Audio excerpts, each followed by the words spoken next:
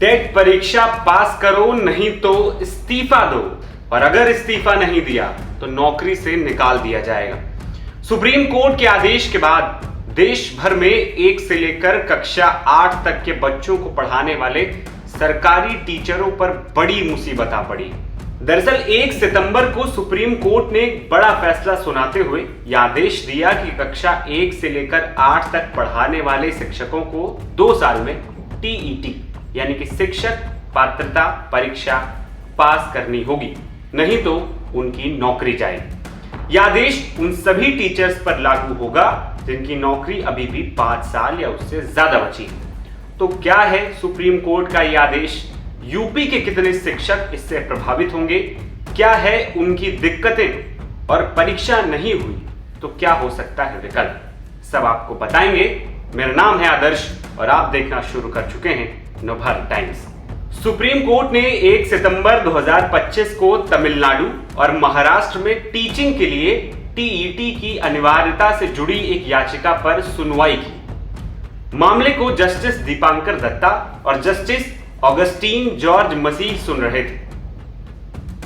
इसके बाद उन्होंने फैसला दिया कि जिन टीचर्स की नौकरी को 5 साल से ज्यादा बचे हैं उन्हें टीचर एलिजिबिलिटी टेस्ट क्वालिफाई करना होगा। अगर ऐसा नहीं किया तो उन्हें इस्तीफा देना होगा या फिर कंपलसरी रिटायरमेंट लेना होगा। सुप्रीम कोर्ट के इस फैसले के बाद पूरे देश में करीब 10 लाख टीचर इससे प्रभावित होंगे। अकेले उत्तर प्रदेश की बात करें तो करीब 2 लाख शिक्षकों पर असर पड़ेगा।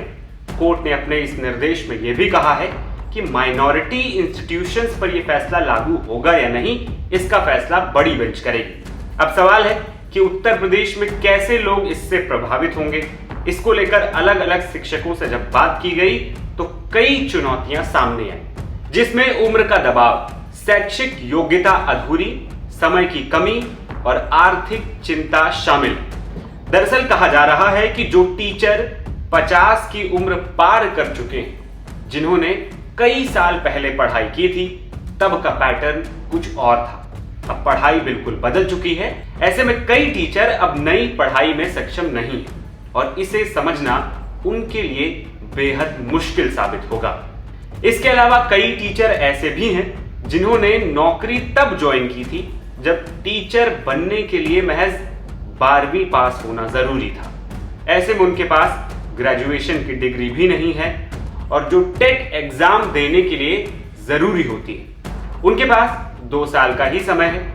उसमें वो ग्रेजुएशन पास करें या फिर टेट का एग्जाम दें। इसलिए तैयारी और पात्र होने के लिए 2 साल का समय भी बेहद कम माना जा रहा है। साथ ही नौकरी पर तैनात टीचरों के लिए एक और समस्या है कि अगर किसी भी तरीके से उनकी नौकरी चली गई तो पेंशन, परिवार की जिम्मेदारी और भविष्य सब अधर में पड़ जाएगी। इन्हीं सबको मद्देनजर रखते हुए कोर्ट में याचिकाकर्ताओं ने मांग की थी कि पुराने शिक्षकों को टेट से छूट दी जाए, क्योंकि जब उनकी नियुक्ति हुई थी तब ये परीक्षा अस्तित्व में ही नहीं थी। लेकिन कोर्ट ने इन सभी दलीलों को ठुकरा दिया और कहा कि शिक्षा का स्तर गिर रहा है, योग्य शिक्षक होना जरूरी है। टेट जैसे मानकों से समझौता बिल्कुल नहीं किया जा सकता है। हालांकि कोर्ट ने यह भी कहा कि माइनॉरिटी संस्थानों पर यह आदेश लागू होगा या नहीं, इसका फैसला बड़ी बेंच लेगी।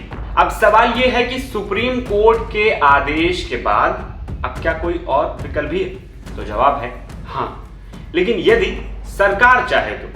दरअसल अगर सरकार चाहे तो नीति स्तर पर राहत ला सकती है, जैसे टेट पास ना कर पाने पर शिक्षकों को अन्य प्रशासनिक कार्यों में समायोजित कर देना। कहा यह भी जा रहा है कि इस मामले में शिक्षक संगठन कोर्ट में पुनर्विचार याचिका दाखिल कर सकते हैं। कुछ शिक्षक ऑनलाइन ग्रेजुएशन और डीएलएड कोर्स में भी दाखिला लेकर इस शर्त को पूरा करने की कोशिश कर रहे हैं। साथ ही कोई टीचर अगर कोर्ट जाएगा तो वो उतना प्रभावी नहीं होगा जितना केंद्र और राज्य की सरकारें कोर्ट में टीचर के पक्ष में उनकी बात रखने पर असर होगा। केंद्र सरकार सेक्शन 23/2 में सुधार करे, ऐसा टीचरों का कहना है। जो टीचर 2011 से पहले नियुक्त हैं उन्हें टीईटी में छूट दिया जाए, ये टीचर अब मांग कर रहे हैं। उनकी नौकरी ना ली जाए। हालांकि टीचर ये भी कह रहे हैं कि अगर उन्हें प्रमोशन चाहिए तो इसके लिए टेट अनिवार्य कर दिया जाए। कोर्ट के इस फैसले से उत्तर प्रदेश में करीब 2 लाख शिक्षक प्रभावित होंगे। पूरे देश में ये संख्या 10 लाख के आसपास है। इन सब ने अपनी पढ़ाई छोड़कर बच्चों को उनके सिलेबस के आधार पर पढ़ाया है। अब नए सिलेबस के आधार पर टीचर्स परीक्षा पास कर पाएंगे या नहीं, ये उनके लिए आसान नहीं रहने वाला है। फिलहाल इस रिपोर्ट में इतना ही। अगर आपके कोई सवाल हैं, अगर आपकी कोई सलाह है या फिर आप कुछ शेयर करना चाहते हैं तो हमें कमेंट बॉक्स में ज़रूर बताएं। हम आपकी बात को पहुंचाने की कोशिश करेंगे। फिलहाल इस रिपोर्ट में इतना ही। मुझे दीजिए इजाज़त। मेरा नाम है आदर्श और आप देख रहे थे नवभारत टाइम्स। नमस्कार।